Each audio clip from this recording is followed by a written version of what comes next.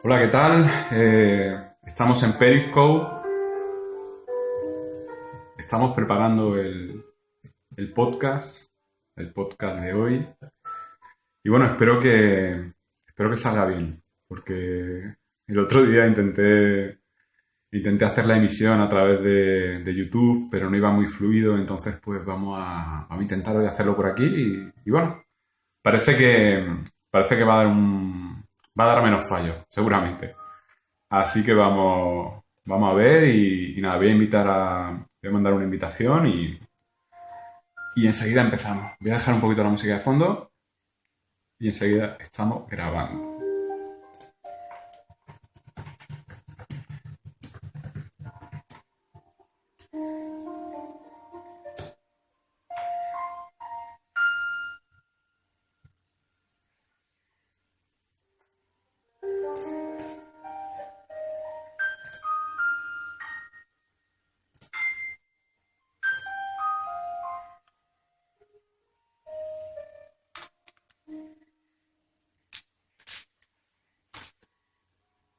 Vamos a intentar la cámara. A ver, ahí.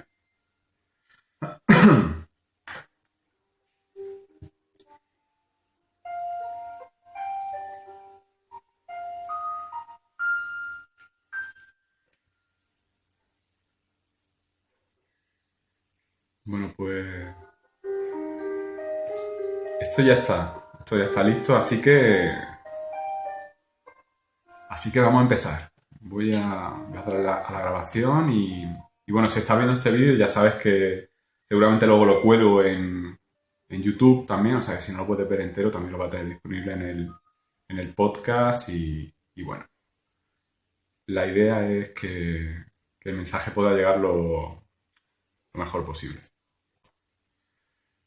Vale, pues vamos a darle al play al podcast y empezamos. Hola, soy Francisco Navas y esto es Mente Dinámica en Acción. El podcast de hoy va a ser un podcast en directo, o sea que perdona si hay algún tipo de fallo o lo que se me acaba de caer de la mesa en este momento, o sea que cosas del directo. Y bueno, el tema de hoy es interpretas el papel que crees que te corresponde. Te voy a contar una experiencia personal que me ha pasado hoy, realmente. El otro día no sé a quién se lo decía en consulta, pero es verdad, algún día me quedaré sin temas que comentar, algún día me quedaré sin cosas que me pasen, pero bueno, creo que este tema nunca lo he contado. Bueno, yo lo he dicho en muchos podcasts, yo hago bastante deporte, me gusta mucho lo de correr, me gusta mucho montar en bicicleta y tengo en la rodilla derecha tenía un dolor, ¿no? Hace cosa de un par de meses, por octubre, fui al especialista. En un podcast me acuerdo que hablé y creo que comenté lo difícil que fue que el médico de cabecera me derivara al especialista. Y bueno, por ese enfoque médico bueno, me recetaron todo tipo de calmantes, pero no me daban una solución, me daban la opción de estar medicado durante mucho tiempo y decliné esa oferta, ¿no? Pero bueno, tuve que tener un tira y afloja con el doctor, ¿no? Para que realmente me derivara, ¿no? Y bueno, la cuestión es que fui al especialista, creo que fue por el mes de octubre, y me diagnosticaron una tendinitis en la rodilla derecha. Y me dijeron bueno, que era debido a la repetición del movimiento de correr, que no tenía nada que ver con el apoyo, no tenía nada que ver con la intensidad del ejercicio, sino que era una lesión derivada de la repetición. Fui a revisión en diciembre y no estaba el especialista que me atendió, había otro compañero y este me dijo algo parecido, pero en este caso me hizo muchísimo hincapié en el tema de que me medicara, me drogara, básicamente, me anestesiara. Y la verdad que no acabé muy convencido, no acabé muy convencido porque esta persona me planteaba que estuviera con analgésicos todos los días y yo le dije que no quería. En fin, los probé, pero no soy nada receptivo, aunque es verdad que el dolor remitió, pero era enmascararlo, ¿no? Entonces, pues era más partidario de ir al origen. Pero bueno, me dijeron que la tendinitis es el tratamiento que tiene el fisio, ¿no? Y en este proceso estaba pendiente de que me llamaran de la Seguridad Social para que me atendiera un fisioterapeuta y bueno, como hay tanto atasco y hay tanto retraso en los plazos, pues me llamaron ahora después de Reyes, me llegó una carta para ir el día 20, hoy, por la mañana. Y la verdad es que había pasado tanto tiempo que ya, ya no me dolía tanto, ¿no? Si me hubieran invitado a ir al fisio hace 4 meses, hubiera estado yo tan dolorido como para ir a un fisio por mi cuenta, pues hubiera ido hace 4 meses, pero ahora no, ¿no? Y bueno, en este tiempo he hecho ejercicios para fortalecer las piernas, para que esa zona de la rodilla sufriera menos, tuviera un poco más de musculatura que reforzar el impacto cuando corro y tal. Y la cuestión, claro, tú dirás, ¿por qué me cuenta todo esto? ¿No? La cuestión es que decidí no ir al fisio, decidí no ir al fisio esta mañana porque no quería meterme en el papel del enfermo, no quería interpretar el papel del enfermo. Recuerdo la última vez que fui, eh, yo pensaba, a ver, esto es una atribución personal que yo voy a hacer, pero recuerdo la última vez que fui a la revisión con el traumatólogo y simplemente el hecho de estar en la sala de espera con tanta gente que estábamos todos pues con dolencias relacionadas con rodillas, con brazos rotos, con piernas, problemas para andar. Quizá era yo la persona más joven de la sala, pero porque claro, mi lesión es derivada de una actividad física y la mayor parte, el 80% de los que de los que estaban allí, aparte de mí, eran personas que tenían un desgaste asociado al declinar de la edad, ¿no? Es lógico. La cuestión es que me acuerdo que estando en la sala de espera empecé a somatizar, ¿no? Empecé a darme cuenta que la rodilla me dolía más. De hecho, irónicamente, cuando estuve en la sala de espera me acuerdo que estaba tocándome la rodilla, como si me doliera mucho. Y el día antes no me dolía, pero fue entrar ahí y me empezó a doler, ¿no? Y esto para mí tiene varias lecturas, ¿no? Por un lado, el tema de la vibración, ¿no? Yo creo que en un sitio como un centro médico la vibración te baja, está rodeado de personas que están con una vibración baja, ¿no? Y eso en cierto modo te absorbe, ¿no? Vampiros de energía, seguramente puede haber también vampiros de energía, pero a lo que yo voy, elemento cognitivo. Y el elemento cognitivo es que yo estaba interpretando el papel que creía que me correspondía interpretar, el papel de enfermo, ¿no? Una persona me dijo, bueno, pues si vas al médico, tú exageras siempre los síntomas, porque si no, no te hacen caso, ¿no? Y no soy mucho de exagerar síntomas, pero la verdad que creo que de un modo involuntario, pues al final lo hice, ¿no? Era el papel que me correspondía, ¿no? Es como cuando estás enfermo y de pronto pasa una desgracia y no puede interpretar el papel de tener un resfriado, una gripe, ¿no? Hay que atender a la persona que necesita más cuidado, ¿no? Y en ese sentido, esa sala de espera era como una especie de competición improvisada de a ver quién estaba más fastidiado, ¿no? Y se veían patrones repetitivos y patrones muy estandarizados que al final todo hacía indicar que ese ambiente no nos iba a beneficiar a ninguno, ¿no? Independientemente de que nos tocara el mejor profesional médico para atendernos y nos dijera qué es lo que teníamos a nivel físico. Esta mañana la decisión era elegir ir al médico y por tanto volver a meterme en ese papel de enfermo que creo que ya no me corresponde o obviar esa situación y decidir hacer vida normal. Hacer vida, ya que me han dicho que la tendinitis no tiene una solución más que el reposo y el fortalecimiento de la musculatura, un fisio, pues yo creo que ha mejorado bastante y en ese sentido pues me salgo del papel, no decido salir del guión, ¿no? Y esto es algo muy parecido a lo que pasa en terapia, a lo que pasa en consulta, a lo que pasa cuando tú atraviesas un proceso del tipo que sea un proceso de duelo, un proceso de superación, ¿no? Al final todo proceso de superación no tiene que venir de una pérdida, sino de un deseo de mejora muchas veces también. Y lo que pasa es que hay un clic, hay un momento en el que tienes que decidir qué papel quieres interpretar. Hay un momento en el que tienes que decidir si quieres seguir interpretando el papel que has interpretado toda tu vida o el papel que crees que te merece interpretar y para el cual estás capacitado. Hay un momento en el que te das cuenta de que el sistema, el entorno, no te favorece ese cambio de papel porque al sistema le favorece que tú interpretes un papel determinado. Ese rol es el diseñado para ti. Esto conecta mucho con lo que he hablado estas últimas semanas, con lo de los legados familiares, el rol que desempeñamos en esos legados familiares. Y bueno, legado en este caso era de familia, pero en cualquier grupo, ¿no? Tú desempeñas una función. Esto lo he dicho mucho estas últimas semanas. Y al final lo que sucede en todo proceso terapéutico es que hay un momento que se hace clic, ¿no? Porque si no se hace clic, se hace plof. Y el plof es decir, ese papel me corresponde para toda la vida, no voy a poder salirme de ese papel, voy a hacer lo que los demás esperen de mí.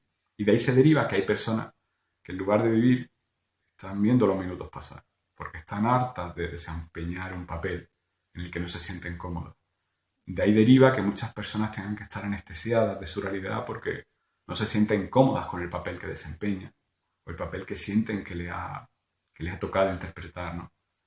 En ese me ha tocado interpretar o qué mala suerte he tenido tiene mucho que ver lo que tú aceptas, lo que tú integras en tu realidad, ¿no? Creo firmemente por experiencia propia y experiencia ajena que tienes el derecho a resetearte al menos una vez en tu vida. Y el reseteo viene de luchar contra el papel que te tratan de imponer, ¿no? Si abrimos el foco un poco a un espectro más social, vemos cómo en la sociedad actual pues, nos corresponde un papel en el que se nos aplica un entrenamiento para aceptar el rol de indefensión aprendida. No sé si esto lo he comentado en algún podcast, pero la indefensión aprendida es el aprendizaje que tú tienes cuando independientemente de lo que hagas, tu comportamiento no tiene una incidencia sobre el resultado. Esto conecta mucho con el sabotaje por sintonización, ¿no? Cuando algo va mal, pues yo no hago nada porque me sintonizo con eso que va mal, porque sé o tengo la creencia de que lo que haga no va a repercutir en el resultado. Entonces, pues, cuando te enseñan que tienes que aprender a ser un indefenso, actúas como un indefenso y, por tanto, todo sintoniza con esa indefensión, ¿no? Y una de las consecuencias de la indefensión es sentir que no puede hacer nada para hacer frente. Por tanto, hacen contigo lo que quieren. Cambia, en esta situación, lo único que cambia es la persona o la institución que hace contigo lo que quiere, ¿no? Porque desde un foco social, el Estado hace con nosotros lo que quiere. Desde un punto de vista familiar, un miembro de la familia hace contigo lo que quiere. Si tú has aprendido que estás indefenso o indefensa ante él o ante ella. Una pareja hace con el otro miembro de la pareja lo que quiere, si uno de ellos se siente subordinado o subordinada. Y al final, incluso ante tu jefe, tú puedes pensar muchas veces ante tu jefe que estás indefenso. De hecho, estamos más indefensos de lo que pensamos en todas las circunstancias, porque nuestro sistema se basa en una realidad, en una seguridad ilusoria, ¿no? Tú tienes un trabajo y basas toda tu vida en ese trabajo, ¿no? Y en esa esclavitud que te hace ser dependiente de ese trabajo. Por tanto, te sientes indefenso ante alguien que te puede arruinar la vida en cualquier momento porque no tienes, sin ese trabajo, otra opción de mantener a tu familia, ¿no? Esto ya lo he mencionado en otro podcast, perdona por repetirme. Y a lo que iba, al final el papel que tú crees que te corresponde, la ironía de todo esto es que no puedes culpar a nadie, porque nadie explícitamente, textualmente te ha dicho, tú tienes que hacer ese papel. Nadie te lo dice explícitamente. Pero el entorno, el contexto, te invita a desempeñar ese papel. Te premia por ajustarte a ese papel y te castiga cuando te sales de ese papel. Por ejemplo, no sé si alguna vez te has visto hablar con tus hijos, dándoles refuerzos que alimenten su culpabilidad. Por desgracia, cuando uno tiene un legado de culpabilidad, transmite culpabilidad sin darse cuenta. Y normalmente quien transmite esa culpabilidad adopta un papel de bondad a todos los niveles. Eso hace que esa persona sea cero autocrítica consigo misma. Y eso hace que vea el mundo en una dicotomía. ¿La gente es buena o es mala? Si haces algo que le gusta a esa persona, eres muy bueno o eres muy buena. Si haces algo que no le gusta a esa persona, eres muy malo o muy mala. Y el remate y lo que confirma la creencia y la injusticia de este tipo de punto de partida, este legado limitante, es que esa persona es fácil que premie a sus hijos de tal modo que diga frases de Por ejemplo, ¿ves como cuando estás bien todo funciona bien? ¿Ves como cuando tú quieres portarte bien todo funciona bien? Estás inyectando en una jeringuilla culpabilidad a quien escucha eso. Y esa persona recibe ese mensaje y por tanto, a nivel a lo mejor no consciente, pero el sabor que le queda en la boca es el siguiente. Si siempre esperan de mí que actúe de modo culpable, haga lo que haga, me voy a ver como alguien que es culpable, ¿no? Por tanto, hay dos opciones. O dejarte llevar por esa creencia y al final actuar como dando motivos para que piensen que eres culpable, por tanto, contradiciendo las normas, buscando el límite a cualquier situación, o lo contrario, cayendo en el buenismo, en tratar de ser bueno o buena a toda costa para expiar esa culpa que arrastran. Y lo más probable es que al final esa vida se traduzca en una mezcla de momentos de buenismo y momentos de sentirte miembro del consejo de administración del infierno cuando haces cosas que no te corresponden. Si te das cuenta, todos son extremos y los papeles que nos invitan a interpretar son extremistas. Una buena forma de ver esto es las campañas políticas. Cuando llegan las elecciones, de pronto la cuerda que te han atado fuertemente al cuello, normalmente en forma de impuestos, te la aflojan. Y te enseñan la zanahoria. Y te dicen, como hemos hecho todo esto también, no es cero autocrítica, buenismo, eso hace que ese gobierno vea a todo el mundo como potencialmente peligroso, ¿no? De hecho, ese gobierno se atribuye que ellos son eh, el, un bálsamo, no me salía la palabra, un bálsamo para esa sociedad enferma, ¿no? Y una sociedad enferma necesita correctivos severos y ser bastante duros con esa sociedad, ¿no? Pero también necesitan que esa sociedad la vote, ¿no? Por tanto, lo que hacen es que durante un breve periodo de tiempo interpretan otro papel. Interpretan un papel en el que te aflojan esa cuerda, te reducen los impuestos para que les vote. Y una vez en cuanto le has votado, te vuelven a decir, eres malo. Y necesitas, de nuevo, un correctivo. Por tanto, te vamos a subir los impuestos, te vamos a cambiar las normas, todas las normas que hemos prometido no las vamos a aplicar, etcétera, etcétera, etcétera. Así que date cuenta cómo al final siempre hay un punto de partida que, es decir, tú vas a interpretar un papel, ¿no? Aquí en España ahora mismo el papel que nos venden, que tenemos que interpretar, es el de hijos malos, hijos díscolos que necesitan cero privilegios, cero libertades y eso sí nos venden mucho y muy bien la historia de que si somos buenos nos van a dar el premio, nos van a dejar salir al recreo e incluso nos van a dejar tener derechos y dignidad, ¿no? Pero no deja de ser un juego psicológico en el que te venden que tienes que interpretar el papel que te corresponde. Si yo te trato como un culpable, eres culpable. Y da igual lo que hagas, eres culpable. Si yo te trato como un buenazo, eres un buenazo. Y da igual lo que hagas. De ahí ves la cero autocrítica de personas que lideran una organización, un gobierno, y, y toda la carga de la justicia sobre personas que no tienen recursos para defenderse.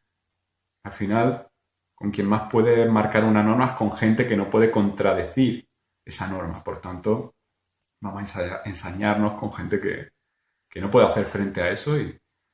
Y normalmente cuando alguien se permite la libertad de hacer algo de un modo determinado y nadie le para, se cree que es capaz de hacerlo siempre y que lo ha hecho bien, ¿no?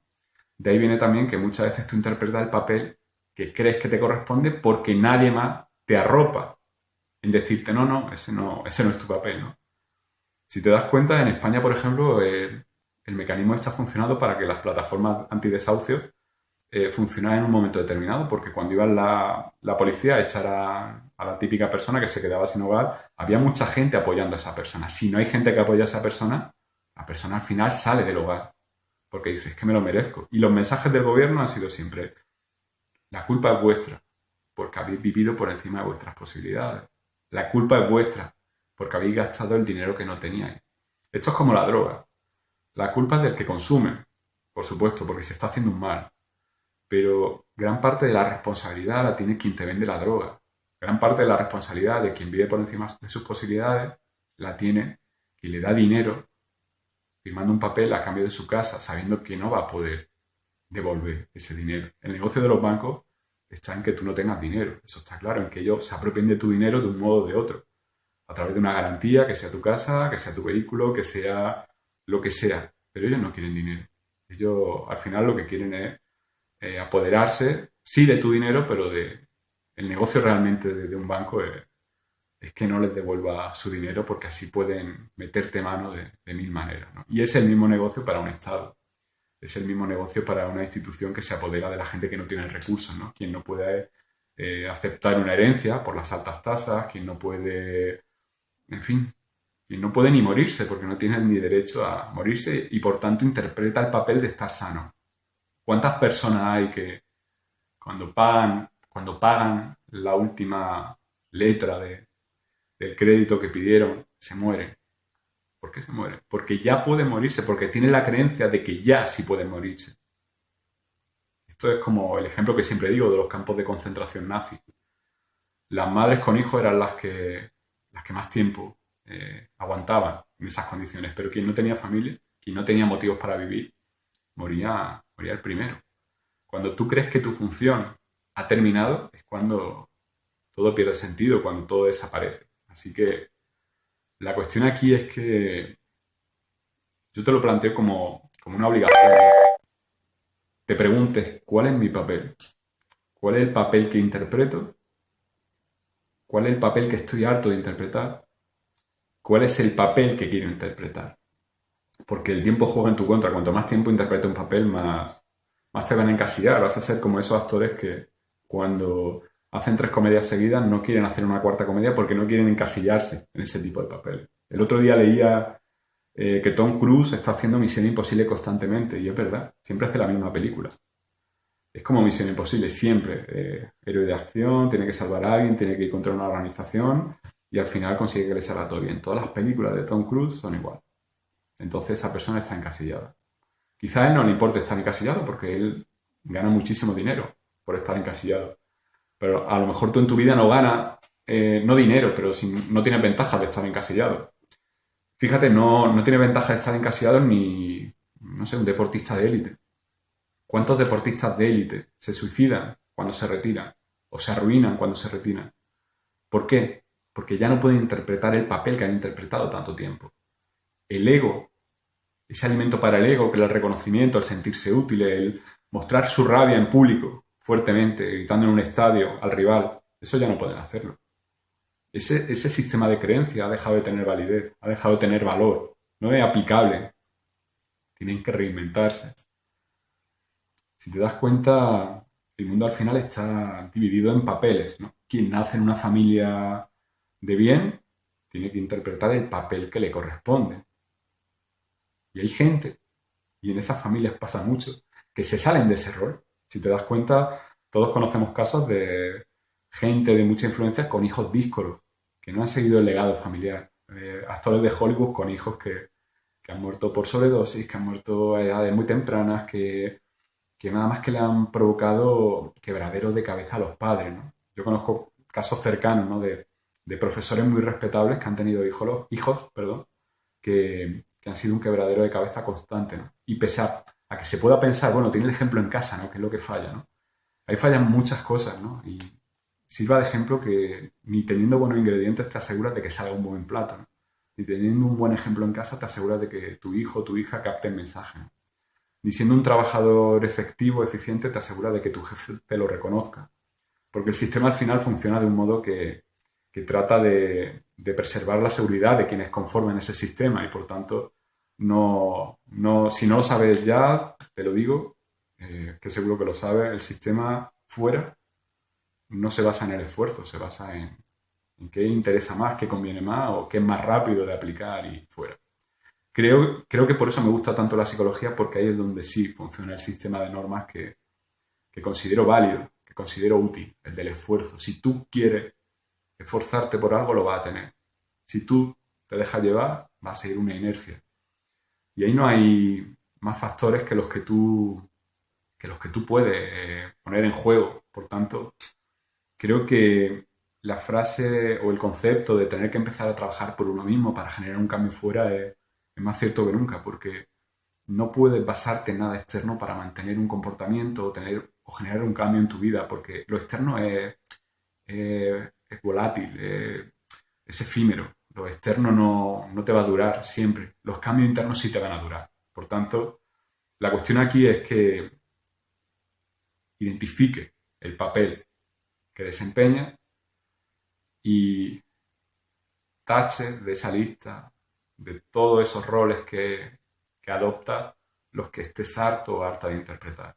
Porque que no te quepa duda, ojalá no fuera cierto, pero estamos vendidos al sistema, estamos vendidos al grupo. Los seres humanos somos seres que van en manada. Somos seres cuya primera opción de vida es siempre en grupo. Y eso hace que siempre tenga un rol. Incluso la gente que vive sola, incluso la gente que se aleja, que decide vivir sola porque se aleja de un grupo, lo hace porque no está de acuerdo con el trato que le da ese grupo, llámese familia, trabajo, amigos, vecinos, quien sea.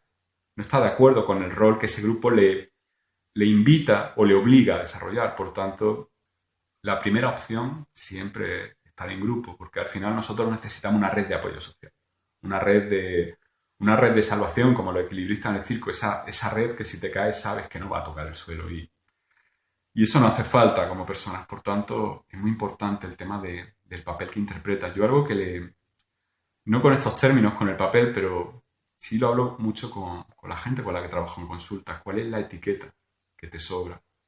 ¿Cuál es la etiqueta que te pesa? ¿Cómo quieres que sea tu vida? Y en ese de cómo quieres que sea tu vida empezamos a trabajar con herramientas, ¿no? Con Cambiar Malet, con cambios de creencias, con hipnosis, pero tienes que pensar cómo quieres que sea tu vida, porque lo que sí te digo, da igual la edad que tengas, cómo ha sido tu vida hasta ahora no tiene por qué ser cómo va a ser tu vida a partir de ahora. En cualquier momento llega algo a tu vida, hace un clic y si estás viendo este vídeo o estás escuchando este audio, a lo mejor ese clic es esto.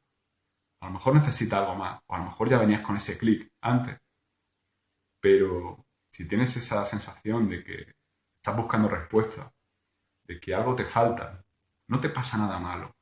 Cuando estás mal no te pasa nada malo, te falta algo. Cuando tienes esa sensación de buscar eso que te falta, creo que está en el buen camino y está en disposición para poder identificar el papel que interpreta y todos los cambios que hay que hacerle a ese personaje para que realmente la obra que represente sea una obra que a lo mejor la gente no, pero que tú sí aplauda cuando se baje el telón y salga la palabra fin en pantalla. Soy Francisco Navas y esto es Mente Dinámica en Acción. Un saludo a todas las personas que están viendo esto en Periscope, seguramente lo subo a YouTube y muchas gracias a quienes estáis escuchando esto a través del podcast. Nos vemos en la próxima. Un saludo. Chao.